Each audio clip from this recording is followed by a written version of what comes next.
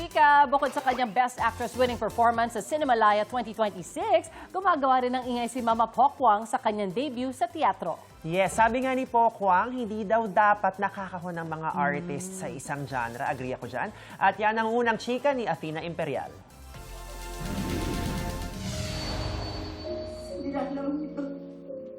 Slaying in her dramatic role era si Pokwang, magkasabay na patok mula sa takilya at teatro si Mamang. Bukod sa certified box office hit in multiple Cinemalaya screening venues, ang entry niyang 2 valid IDs, agaw atensyon din ang kanyang theater debut sa Tulog Na The Musical. Pangarap ko naman talaga mag-theater talaga noon pa. Kasi si Eugene Domingo talagang idol ko. Kumari ko yan, si Ugi. Nag-message nga sa akin si Ugi, happy ako sa nangyayari sa'yo, sis, sa movie, sa teatro. Sabi ko, sis, sabi kong ganon, panalo tayo, both ang industriya natin sa teatro, sa pelikula, nakakatuwa.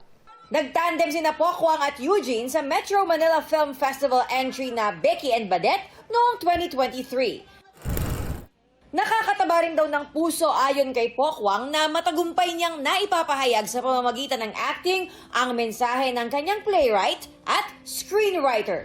Realization sa buhay, no? Na maaaring sa bawat isang karakter dyan, relate yung mga nanonood. Oo nga, so, bisa maririnig mo talaga naghihikbian sila. Tatawid na nga ba siya sa drama from comedy?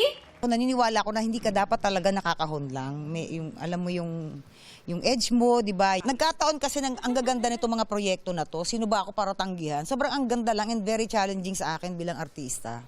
Ito ang unang balita, Athena Imperial, GMA News.